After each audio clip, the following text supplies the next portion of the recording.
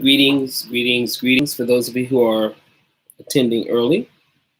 We will start our message at 8 o'clock. We will be prompt. And I thank you for joining us here today. As we have mentioned before, we will be starting a Udja Temple in the green soon, where here in Birmingham, Alabama, we will have a live version of what we do. And it will be outside in the forested areas of Birmingham, Alabama, various areas, and maybe one specific area that calls to us. So if you have the opportunity to join us, we will probably do those on Sunday mornings, just as if you were going to a service. It will be a holy and divine service. We will give honor and praise to the goddess. We may sing or have some music, and we will enjoy each other's company, and we will follow in suit with an inspired message here through the goddess to Udja Temple and us. Okay. So we'll be starting in roughly 15 minutes. Thank you for joining us.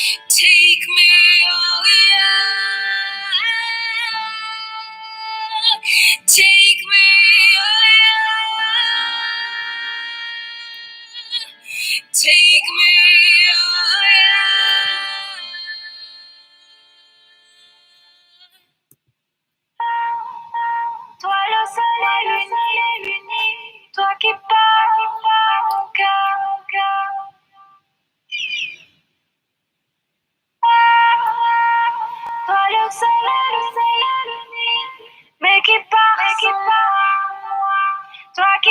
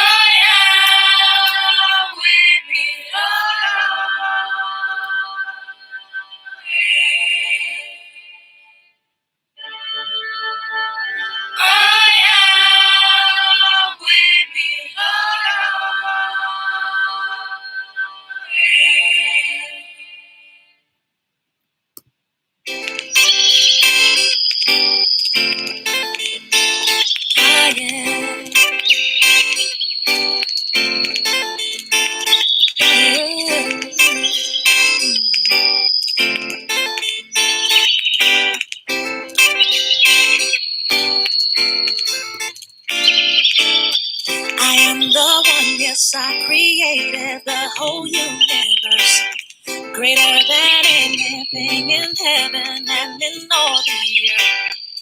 It's my air you breathe, so I'm the one that you should please. And I am the one you need, why should you be alone? I'm all that you need. I can, no it ain't too hard for me. No it ain't too hard. Do you really know? Do you really? Every day, every night of your life, I am. It hurts my heart indeed to see those whom I love in need. Knowing all, I wonder why they never call on me. If you just ask, then I can satisfy you with the thing that I'll give you everything. Yes, you can have it all. I tell the sun to rise, the wind to blow, the rain to fall. I move the mountains and the oceans, rivers great and small. Yes, everything I made, I want to hear them give me praise. And especially you, my children, each and every day. I'm all that you need. I can, no it ain't too hard for me. No it ain't too hard for me. Do you really know? Do you know? Do you really every day, every night of your life? I am. All that you need. All that you need. I can, no it ain't too hard for me. No it ain't too hard for me. Do you really know? Do you really? Every day, every night of your life. I am.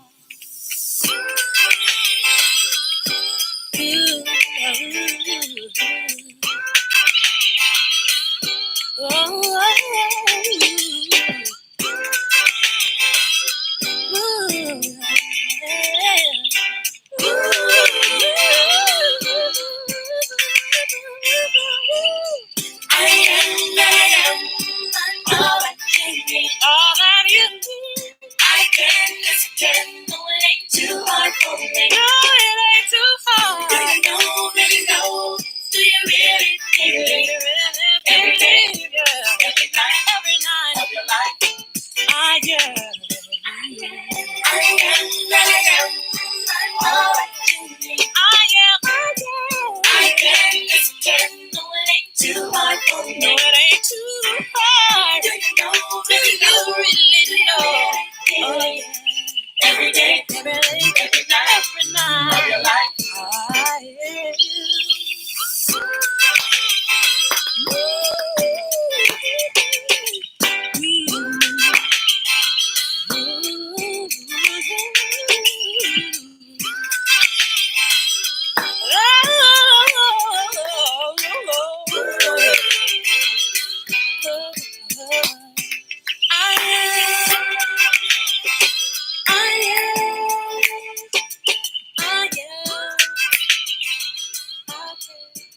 Greetings, greetings, greetings, greetings, greetings. Those were several hymns given from some of our sisters in Goddess, some of our sisters in Goddess, some of our beloveds.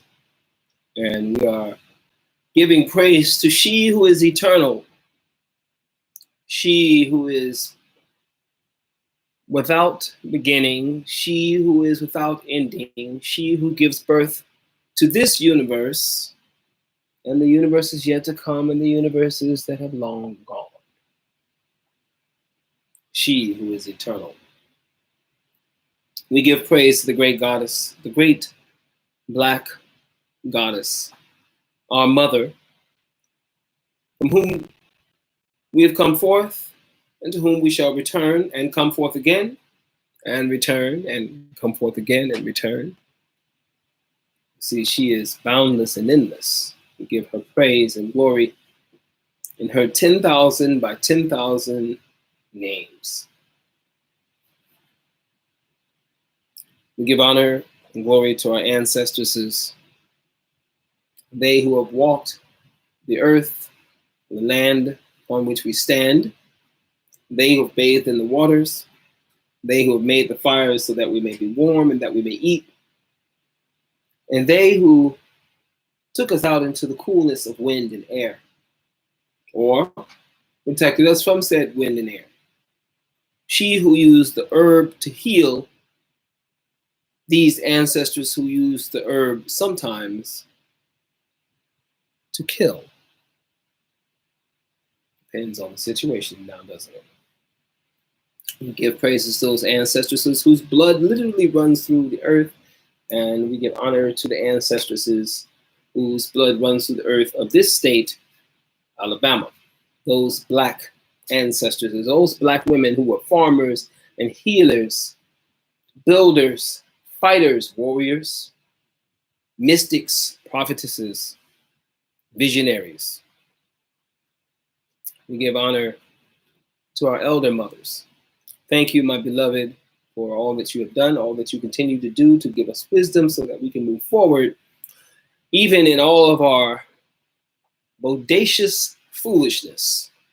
Because some of us are fools in a good sense, as in you still have yet to learn a thing.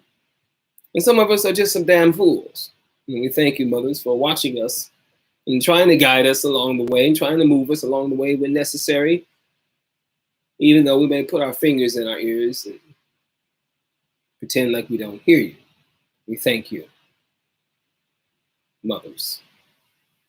We give honor and we ask for a blessing on the feet to the head of our priestess, Meri-T, she who has guided me since 2010, thereabouts, 2010, maybe a little earlier. She who is the living embodiment, living complement, the living example, where even by examples, people who exemplify a particular dynamic can make mistakes because they are people. But she is the living embodiment of Goddess here. She is my priestess, and I thank her, Priestess Meri-T. Now, our message. Some of you may have seen the name of the message, Kempa Vita, and we're like, what is he doing now? Where is he taking us with this thing, this message, this inspired message? Where is he taking us? Kempa Vita. What is that? It's not a what. It's a who. Yeah. She's a who. She. Kempa Vita. She is a who. She is also known by some other names, and we'll give some of that. And we'll give why we're referencing a particular woman on this particular day and what we're doing. We'll get into some of that. Let's go into who it is that we're talking about and why it is we're talking about her and what it is that she has to tell us from the past, because she is no longer physically with us. But she is with us because the ancestors aren't gone. They're just in another state of being, and they are here. Many of you embody and or will embody, or perhaps you could embody some of this power, some of this dynamic of who Kempa Vita is. Notice I didn't say was, because we're speaking about ancestors because they are with us here. Uncle Joe, Aunt Jane, even Uncle Junebug, who finally got right on the last parts of his life, but some of the earlier parts of his life, he had some issues. But he got right, gave some wisdom, and now he is worthy of being praised as an ancestor. Took him a minute, but he got it. Kempa Vita, also known as Donna Beatriz Kempa Vita, or Kempa Invita, or Chimpa Vita. Born in 1684, we don't have the exact date. She made transition on July the 2nd, 1706. And you can see that's a very short time. 1684 to 1706. She was a prophet, prophetess, prophet, doesn't matter. This is a goddess temple. Use a prophet or prophetess, however it fits you. She was in the Congo Empire. And she led a movement called Antonianism.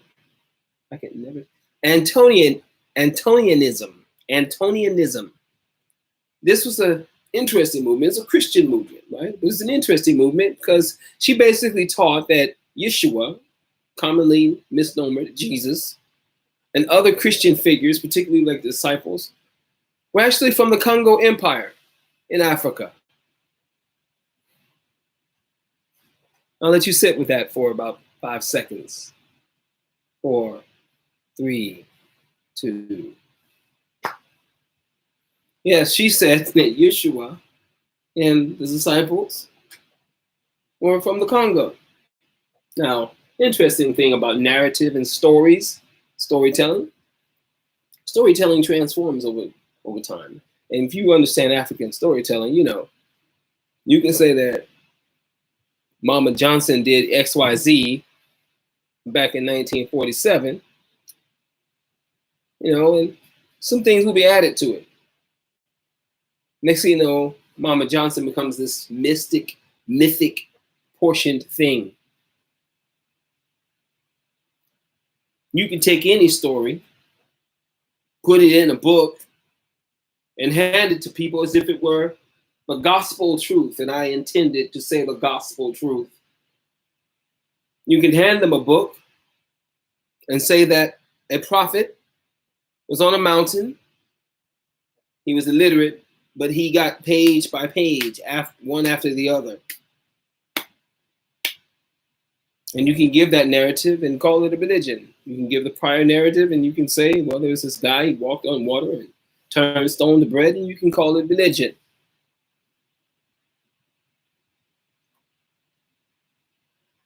You can also sit comfortably in what is culturally and spiritually in attunement with you and come about a thing. For us, we understand the ancient matriarchy and the anciency of those who worship the goddess, those who were African. And when we remember our mothers who carried Africa and this African understanding of goddess with them throughout the planet. And we have a narrative of the Black Sibyls, African women. And you can study Mama Zogbe, look her up, Mama Zogbe, Zogbe. She does a whole piece on the Black Sibyls. Black Sibyl, Sibyl. I refer to Mama Zogbe as the greater scholar on this. But in my understanding, these sistren were able to see the future, and they were oracles, the first oracles that you find and you hear about in Greek mythology. This is who they were. And then, of course, the Greeks come in as invaders, and they put all this on top of these prophetesses. Black women are known historically for being prophetesses. We've had them here in America, had them in South America. Indigenous women, Afro-Indigenous women. And so it is not a far-fetched to say that the Congo Empire back in the day had a prophetess named Kimpavita, and that she created her own dynamic of Christianity called Antonianism. This movement taught that Yeshua and other early Christian figures were actually from the Congo Empire. The name Donna, her name, she was born with a family name, meaning that she was of high nobility. And she was later on by the Catholic Church, which had taken over parts of the Congo, given the name Beatrice. And her teachings were the traditions of that Roman Catholic Church that had settled in Congo. But what she did was what they call upbraiding the Catholic priest. So she Yeah, so she upbraided, that's the terminology that I'm finding in the narrative about her. She upbraided the Catholic priests because they didn't believe as she believed. Basically, she understood the Congo as the ideal understanding of Christendom, of a Christian kingdom. And she was insistent on that. And in that, and we'll get into that in a little bit, she became an anti-slavery advocate. And we'll get into that in a second. You'll see how all of this ties up. You dig? So she's amongst these Catholic priests, and she's telling them, you guys are off your rock, man. Look, you guys don't have it all together. Jesus and Peter and Paul and all of y'all, we're here in the Congo. I don't know what you're talking about. That's ridiculous. They weren't white. You see what I'm saying? She's doing, you see what she's doing, right? She's flipping the whole thing around, using her own nobility, using her access to power. And she founds this religion, a whole movement called Antonianism, because she believed in St. Anthony. She believed the teachings of St. Anthony. She used this claim to attempt to restore the ideal of Congo as a unified and perfect Christian kingdom. Widely, and she's not really discussed a lot, and you can imagine the embarrassment of the Catholic Church, right? You can imagine like, oh, wow, yikes. She upbraided them. I'm gonna have to look that up to really get an understanding, but I know it sounds, if I had my braids, I braid them down, right? I braid my hair down, but if I upbraid them, that means I'm loosening it up, I'm taking it apart. Y'all kind of tell me if that's wrong or right. I don't know the word upbraiding. Nevertheless, she did that to the Catholic priest for not believing as she did. She believed in the teachings of St. Anthony and used that claim. And she wanted people to begin to understand Congo as a united and ideal Christian kingdom.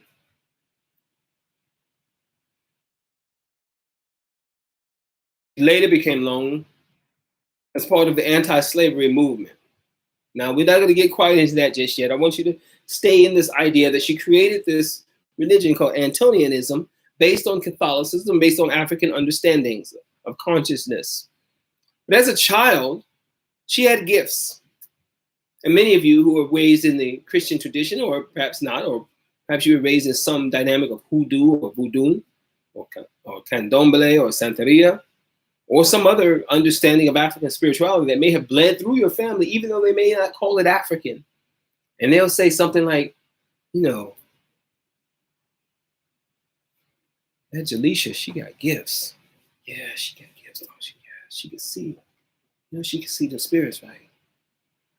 You know, that Susan, she can see them spirits. That Janice, child. I heard she can hear the spirits, child. You know what these gifts are. Some of you have them. Some of you have been told that you're crazy. Some of you have been called what? That's right. A witch. For having gifts that were granted to you by the Great Mother. And we're going to place that right there. Mother gave you gifts. Mother gave Kempavita gifts. She constantly saw visions and she dreamed. Now dig this. This is what I like. She dreamed of playing with the angels. She dreamed of playing with the angels. She was dreaming of playing with angels. Of course, she's trying to tell people. And they thought that she was a nut. But because of this innate spirituality that people picked up on, she began to be trained as, guess what? An Ngonga Marinda. An Nganga, a shaman amongst the Congolese people. Someone who would consult the supernatural world to solve problems within the community. Now, hold on with me now.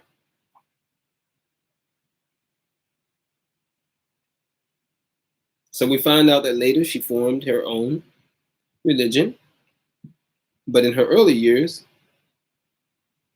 because they saw something in her, she was trained as an Nganga, a shaman. Because because, you know, she had these supernatural gifts, or these spiritual gifts. We'll call them spiritual, not supernatural. And I've said before that supernatural is just the rest of the natural world that we don't necessarily quite understand. So the Nganga, they consult the supernatural world to solve the problems that we would have within the community. You go see the Nganga because this, that, and the other is happening. And they go into spirit to see what's going on. As could be expected, European missionaries didn't really like the existence of the Nganga Merenda, nor did they like the fact that the Congolese widely accepted these things as legitimate. Even after 200 years, yeah, that's right, 2 centuries of Catholicism in the Congo, 2 centuries, 200 years, the people still believed in the Nganga. And this little girl, Kimpa Vita, was raised up in that because she had these gifts. Later on, we find out she does a little bit more with that. Let's get into some of that, more of that. She was one of the first African women to fight against European dominance in Africa during the colonial period, and she exposed the racism and the misogyny of the Catholic Church. Well, now, here's this little girl, born with these gifts, trained as an Nganga, as a shaman, to deal with the problems in the community. She eventually goes forth and establishes her own religion called Antonianism. And as such, she was one of the first African women to be known that we can recognize right now, because, our history unfolds sometimes because of it being displaced. I won't say lost. I hate when people say that our history is lost. You can't lose your history because you'll be dead. Oh, I don't know if I was born on August 22nd, 1969. I lost that. That's not how that works. You know that you are here, even if you don't know your birthday, because there are some people who don't necessarily know their birth date. You are here, and that's all that really matters. Give me a hug.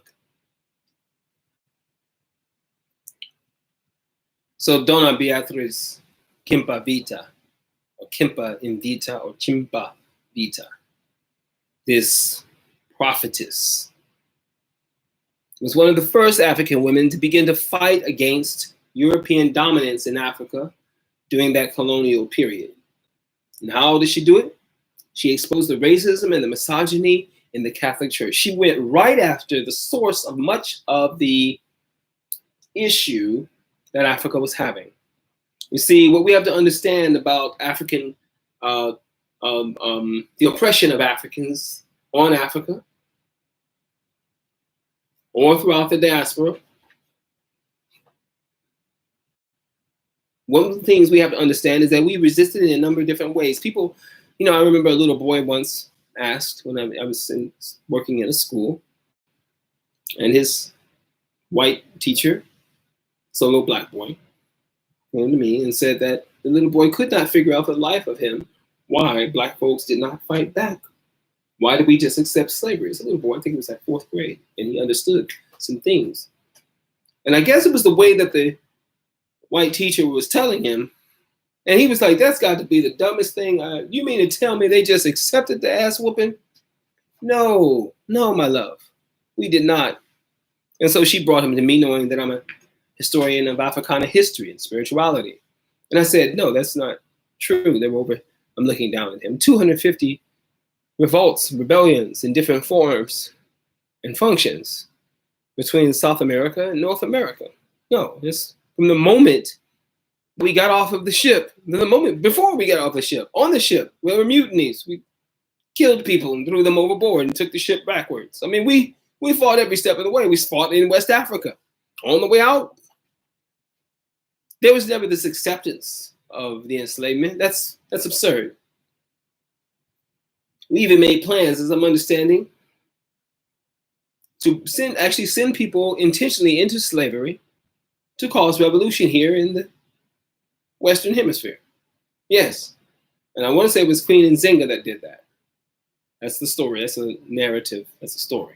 And she literally intentionally sent African men and women into enslavement once she began to understand what was happening, intentionally to come over here to the Western Hemisphere and the Caribbean and cause revolutionary consciousness to rise up and revolution to take place. Kind of hard to prove it, but that's a narrative, and that's fine. So here's Khenpa Vita. And she has these gifts, and she saw these visions, and she dreamt of playing with angels. What do you think the angels told her? Probably the same thing the angels are telling you. Don't take no wooden nickels. Like my mama used to say, you better not take no wooden nickels. Don't you take no wooden nickels out there. As I'm going to school, she'd watch me. She'd make sure she said that to me before I left the house. I didn't know what the hell a wooden nickel was. Began to understand later on it's an actual thing. People were giving out wooden nickels and saying they were worth 5 cents, but they're not. So don't you take no wooden nickels. So she didn't take no wooden nickels. She didn't hear what the Catholic Church said to her and just go, yup, yup. No, she began to resist. And some of you resist. And your family look at you like you're a bunch of lunatics. You say, goddess, and they tell you you're out of your damn mind. But you are revolutionaries. You are Khenpa Vita. So she was one of these first African women to fight against European dominance in Africa. She founded home first black, one of the first, she's actually the founder of the first Black Christian movement or Black liberation theology in sub-Saharan Africa. Yeah, sister did that. And she fought all forms of slavery. And part of that was by trying to reconcile Christianity with African religions and beliefs. Now, some of you may think, why would she do that? Well, she did what she had to do with what she had to do it with. She did what she had to do with what she had to do it with. She wasn't no fool. She knew exactly what she was doing. As an Ngonga, as a form of nobility, or nobility, you don't actually lose that. I mean, she was of high Congolese nobility. She was able to do this. So she fought all these forms of slavery. And she tried to reconcile African spirituality and beliefs, teaching the people that these black saints would eventually, this is the part that's really amazing. She taught that the black saints would mingle with the white saints in paradise in heaven. And I know you're thinking, really? Yes, the white saints and here's the black saints, and they see each other and say, hey, what's up? How you doing? What's your name? Yeah. And they would share praise of God together, that kind of thing. This is what she believed. This is what she taught. She taught this as part of the religion. Very revolutionary, since the Catholic priests in the area, the Capuchins, they taught that only white saints could be found in heaven. And here she comes. Yikes. So she's putting the Congolese people who were under oppression from colonialism in context of religion and spirituality as even, if not greater than. What do you think that does to the consciousness of the people? What if you as an African woman, those of you who are black women, those of you who are brown women, begin to speak to your people as if they are on par, if not on par, superior to others? Now I know you probably think, oh, he's teaching black supremacy. Not if white power owns everything. There's really not too much I can say that will all of a sudden black folks would just turn everything over immediately, and just everything would be exactly the opposite, and it would be white folks walking around oppressed. The probability that I could say something like that, to cause something like that, is pretty slim. So I don't teach a black supremacy. What I do teach is that we are something. We are something amazing and beautiful. We're not just resilient. We are power defining itself. You can quote me on that. We are not only resistant and resilient as Africans, we are power redefining and defining itself over and over again. And this is exactly what Khenpa Vita was doing. This is exactly what you can do. So she's got these Catholic priests who only teach that white saints can be found in heaven. And here she comes, defining her own reality around her, living a truth that she is deciding based on her understanding, based on her training as an Nganga. And I keep centering that. That's not like just a side relevance thing. That's not an add-on. That is the thing. Her remaining shaman Nganga, she didn't denounce it, you dig? She stayed with it and taught into it and taught through it. And eventually, while still in her teens, she started a non-violent, this is the thing, she was a child doing some of these things. While in her teens, she started a non-violent anti-colonial movement to liberate the Kingdom of Congo and return it to its former glory. I'll say that again, in her teens. Don't tell me you can't do something, Kempa Vita. Don't tell me, I don't want to hear you, sister, talk to me. Come into Udja Temple when we get our physical temple, which I want you to help build. I'm inviting you. Well, Reverend Baruti, I don't know if I don't know what else going to do. I don't know if I could do it. I don't know if we're going to make it. What are we going to do without the brothers? Don't bring that pick-me stuff to me. We ain't doing that here. We are the sons and the daughters primarily, of Kempa Vita, of Ya Asantewa, of Queen Nzinga, of Queen Hatshepsut, of Queen Nanny of the Maroons, of Harriet Tubman, of Fannie Lou Hamer. We are their children. We are not, what else gonna do? I don't know. We ain't doing that no more. Not here in this temple. Not here in the house of the goddess, the black goddess. I don't know no, we're not doing that. We are Kempa Vita. You are Kempa Vita. In her teens, she started a non-violent anti-colonial movement to liberate the Kingdom of Congo and return it to its former glory. She was doing this as a teeny bopper. So I don't want to hear it. You can't do something. I don't know what you're talking about. As a matter of fact, if you come into Udja Temple, or you come around the temple as we're building it, and you talk about you can't do something, you might as well be cussing. We're going to have you put some money in a jar or something. I can't do it. I don't know. I can't. Oh, no. I don't know, brother. No. Hell no. Not in this temple. We do the impossible. And the impossible is possible. Because we are possible. So she did that in her teens. As a teeny bopper. Then she led thousands of people to rebuild and repopulate the Mbaza Congo, which was the capital of the once glorified or glorious United Kingdom of Congo. So she did all of this. She did all of this, taking the little pieces of this and the little pieces of that, understanding, even in this oppression, what she could do, understanding the power that she was connected to as an Nganga. Y'all forgive me if I'm saying that incorrectly. Nganga.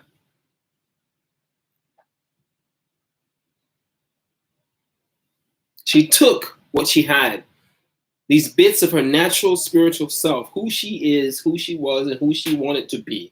She made a decision to do something other than, I don't know what we're going to do. Oh, brothers, where the brothers at? How we going to build the Udja Temple if we ain't got the brothers? I'm here. I have a particular dynamic in this mission. I have a particular work in this. And then I fade into the background, and it's yours, my love. Udja Temple belongs to African women and those who love the Great Mother. Others can join and be with us, but they have to understand that this is centered in understanding of the original construct of goddess as African. So this will be led by the sister. That's what Mother said to do. I have a particular work to get this thing built, to see its building, and I'm done. By whatever I'm done looks like, I'm done. So she led these thousands of her people, and they began to rebuild and repopulate Mbanza, Congo, this capital city of the once glorious unified kingdom of Congo.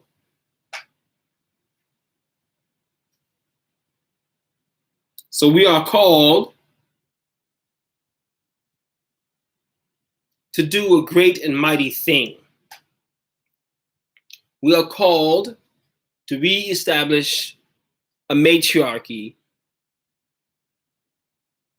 We are called to reestablish a matrifocal culture, spiritual dynamic, where the African woman, where woman is centered. We are called to not only build a temple, but to rebuild how we live.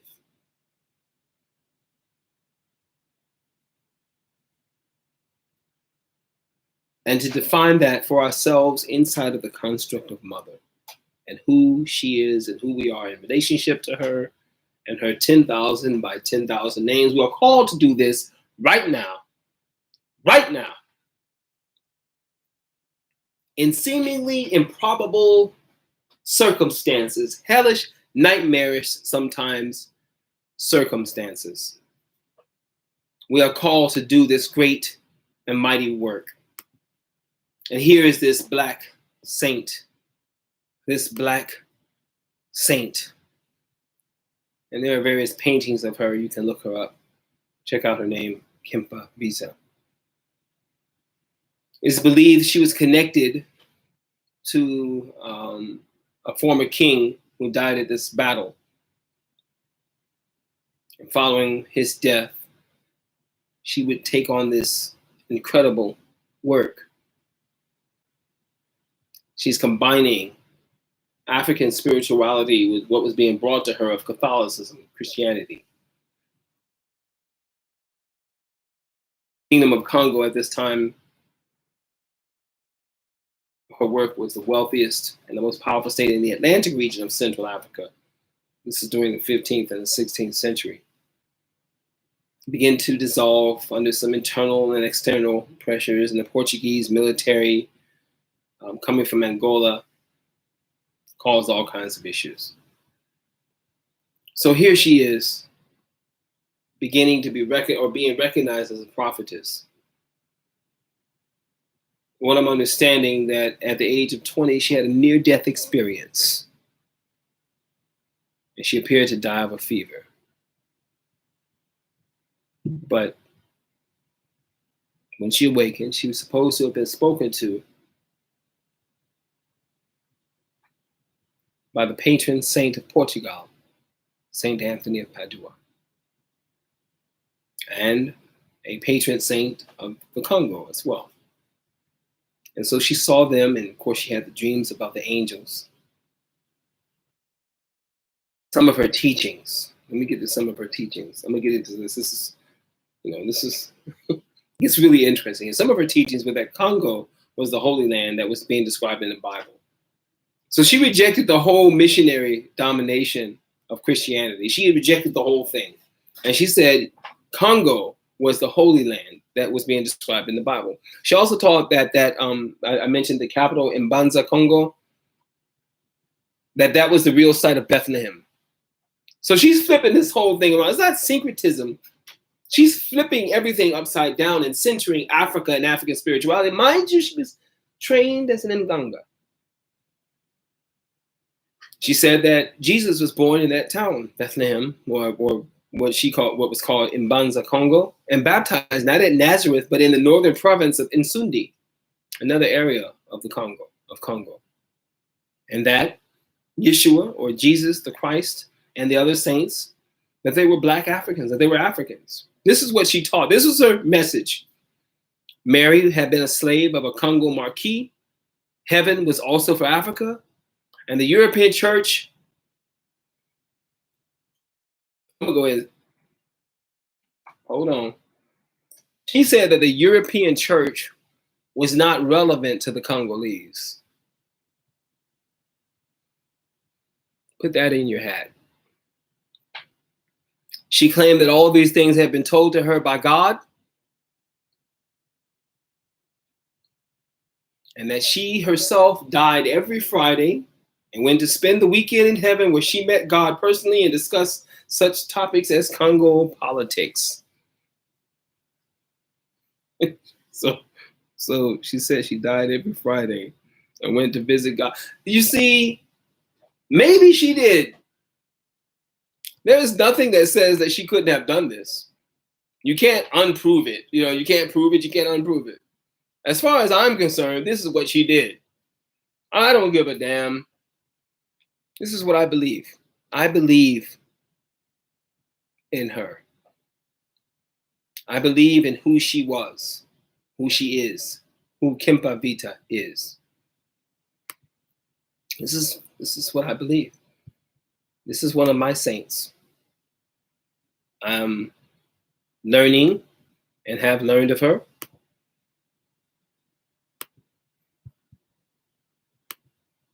And will continue to study her. But this is where she is, this is where she was. This is what she was doing.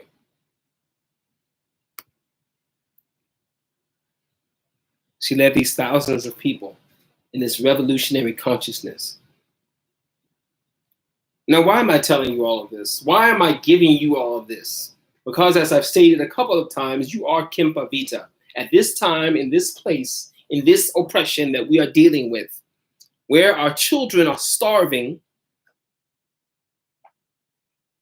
by the hands of capitalists, where our children are going to schools, Black and brown children and poor white children are misunderstanding the power of Black people, of brown people, of indigenous cultures, and the horrors of colonialism. They're not told the greatness of these indigenous and African people. And certainly someone like Kempa Vita is not going to be taught. What happens in the consciousness? What do you think happened in the consciousness of the Congolese people as she's teaching all of these things? What do you think is happening to the consciousness of the African people, of Congo? It's transforming. She was a revolutionary. She was a radical. She was a prophetess. She is the essence of goddess, and that is the essence of you, Black woman, brown woman, marginalized woman. That is the essence of you.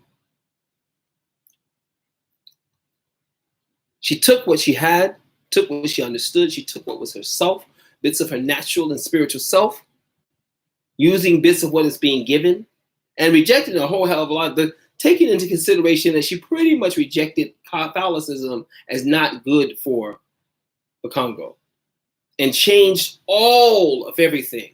Taught rather, let me not say change, that's dangerous. She didn't change anything. She told the story as she understood it to be, as God told her.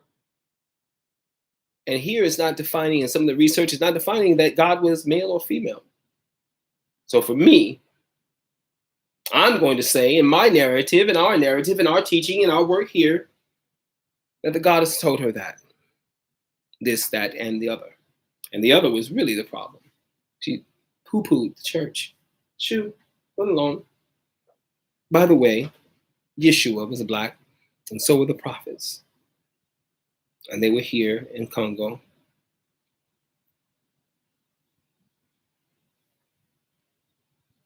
Two centuries of Catholicism in the Congo in West Africa, and still, in the short period of her very active time on the planet, she showed the potential of unifying the entirety of the kingdom of the Congo. Taking what she had, bits of her natural spiritual self, and using bits of what was given to her, rejecting that which she didn't want, and by her own will, tied into the will of the people. And she did this all on her own terms. We are going to do this on our own terms. We're going to define food and housing, spirituality by our own terms. Udja Temple, Black goddess consciousness, the teaching of this temple, is being defined not only by our own terms, but by our own understanding of spirituality and our connection and the calling on my heart and your hearts. This is a tomato, a green tomato. Yes, I know you're thinking, oh, you're going to make some green tomatoes, Reverend Baruti. Can I come over? No, you can't. No, we'll figure that out. We'll figure that out. Got the green tomato. And the reason I've got the green tomato is because I was thinking about, as this message was being brought forth, I just purchased these not so long ago.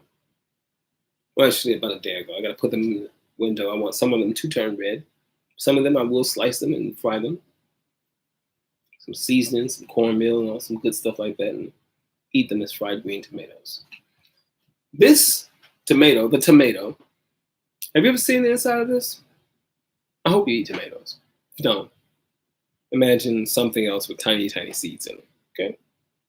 You cut the seed open, you cut the tomato open, you open it, and inside of the pulp, the meat of the tomato,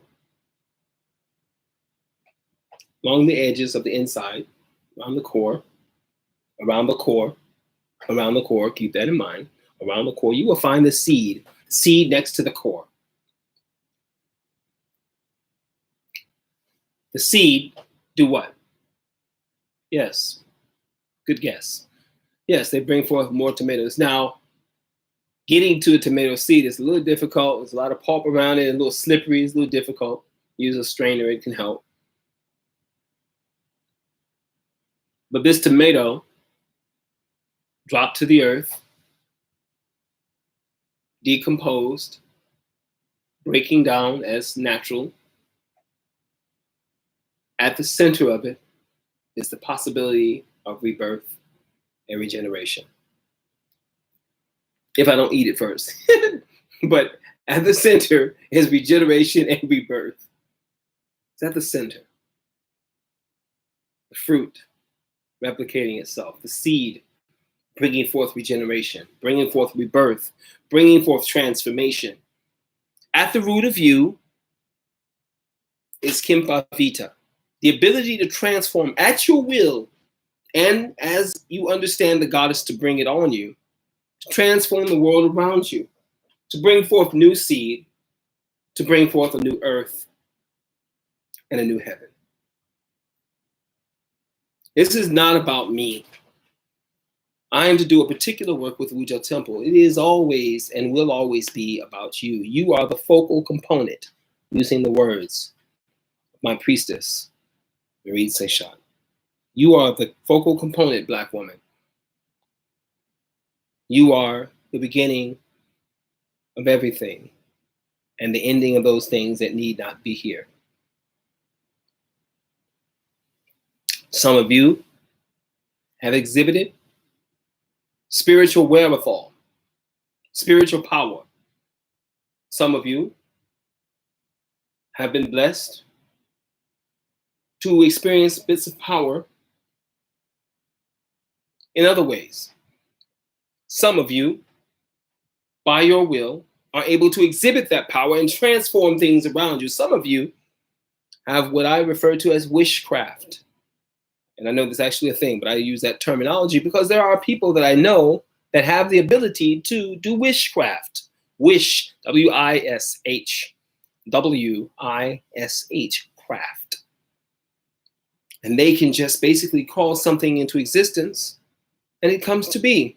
They wish for a thing to take place and it comes to be. I've seen it a million times. And there's one particular sister that I know, and if she's listening, sister, I need you to implement your wishcraft for yourself to transform your life and the life of those you love around you, your children and those you love. Use your wishcraft, my loves, all of you. Use your gifts. Be Kimpa Vita. Use your gifts, your natural born gifts to transform the things around you, to change, to flip, to twist, whatever that may look like. That's what she did. And she brought about a revolutionary consciousness in the Congo. Magic. taking that which was around her and making something new and beautiful, something that could be used for the liberation of the people. In Haiti, Haiti. Yes, I know Haiti is in a bad way now. Poverty is pretty bad. I understand all of that. But they are their own people. They are free. They've been oppressed by the French, by the United States of America.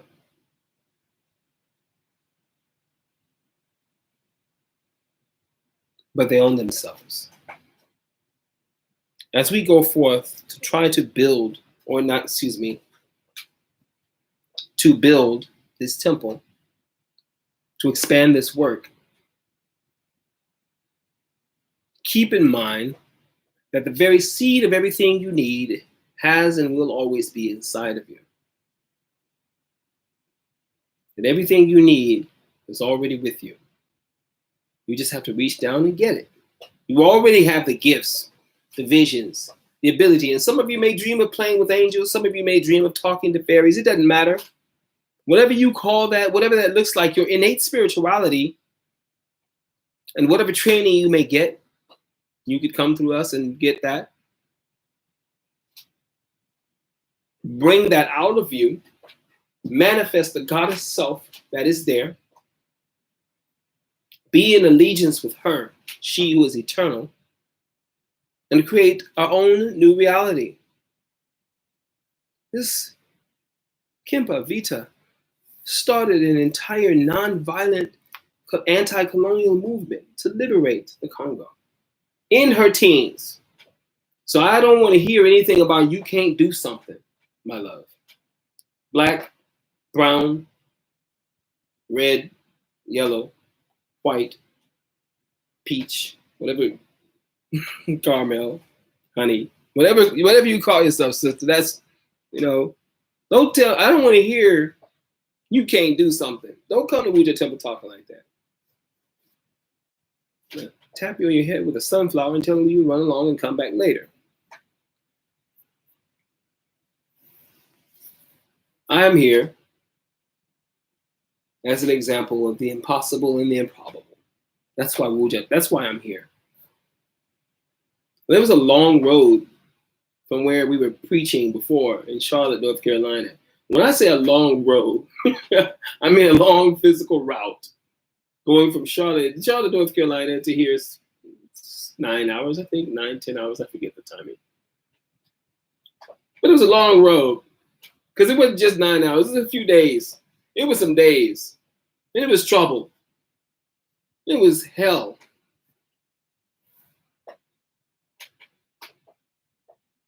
Just to get here.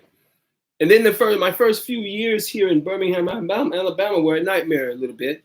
But I had my priestess. And I had the goddess and had her with me, constantly moving and guiding. You may be at this particular time going through hellish nightmares. Are you? It could be those that are imposed upon us by others, by the systems around us, or that which you impose upon yourself. But my love, my beautiful Kempa Vita, you can surpass this. You can move past this, motivate yourself, if need be, motivate others to recreate what you want. Now I'm going to give you something before we close. One last bit of our message. And this, I had debated whether or not to say this.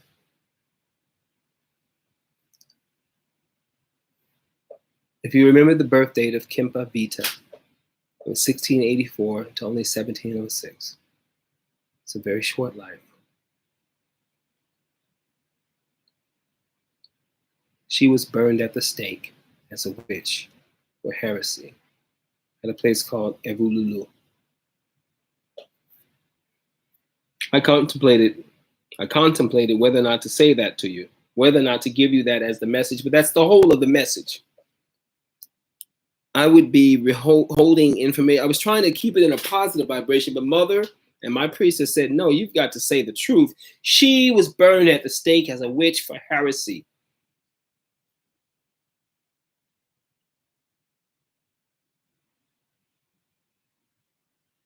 I know what you're thinking. Well, damn. What a sad end to. No! Because Kimpa Vita, that soul, that spirit, that fire, that earth, that water, that wind, that power is the power of Goddess.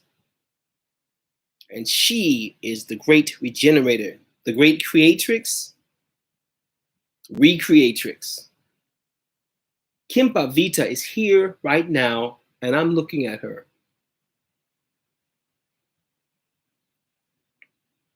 They burned her at the stake for heresy, but they also burned thousands of other women throughout Europe, throughout Africa, here in North America, the United States. Some of you have suffered being called a witch in the church. Yeah, I know. Some of you have suffered being called a witch in the church.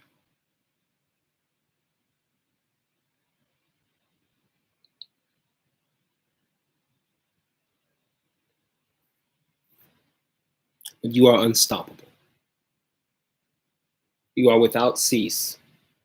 Every seed that you put forth has the potential to create an amazing amount of abundance. You know, one seed from a tomato creates quite a number of tomatoes out of one tomato plant. And then those tomatoes have tens of seed in them each.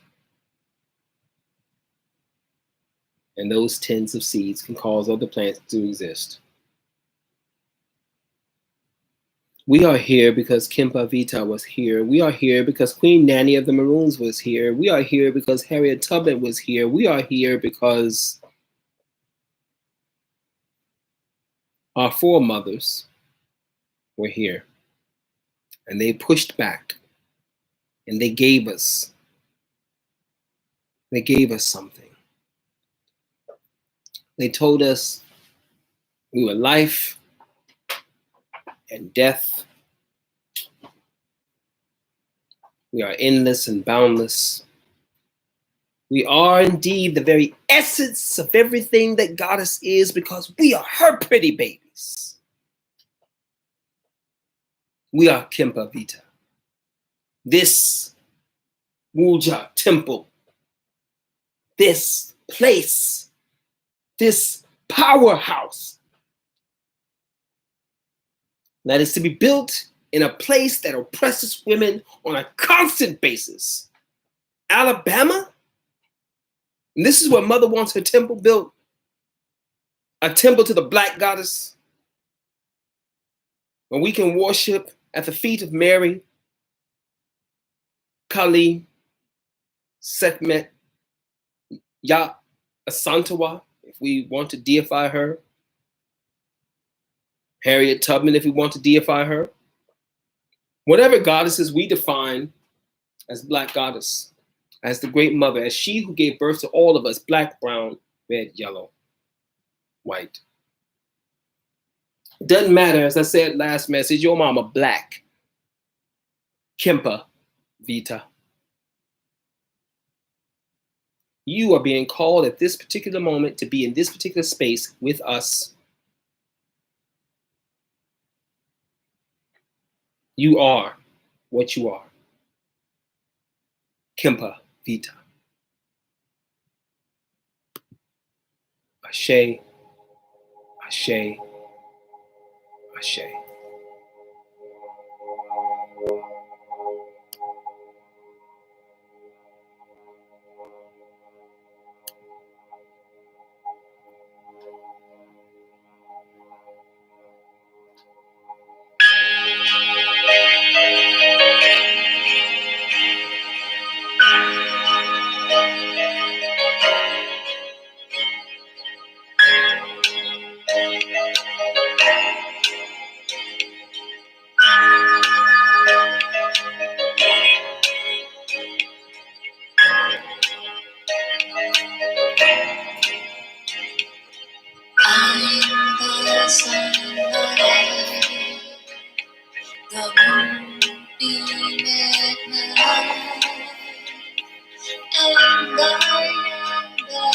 shining star,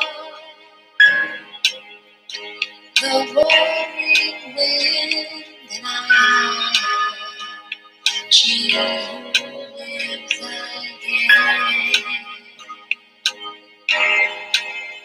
Oh, come and Shivaria.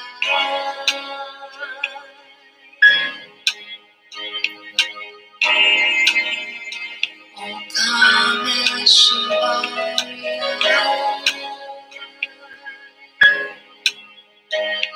She who grants desire.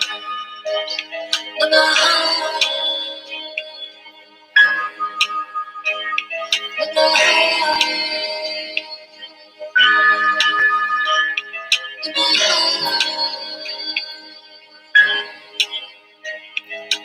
I'm the sunlight, the moonbeam at night, and I am the shining star,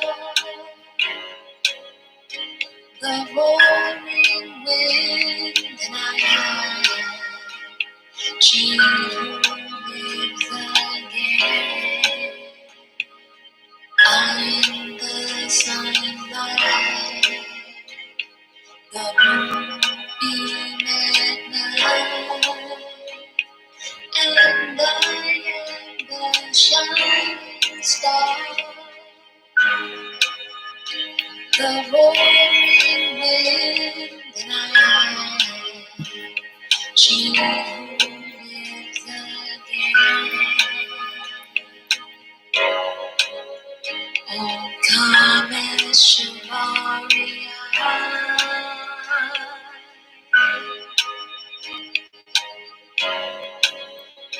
Oh, come and Shivaria.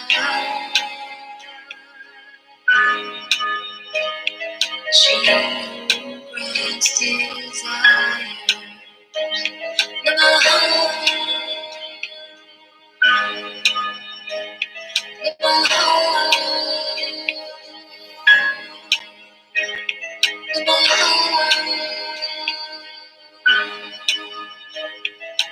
I'm the sunlight, I'm the sunlight, I'm the sunlight,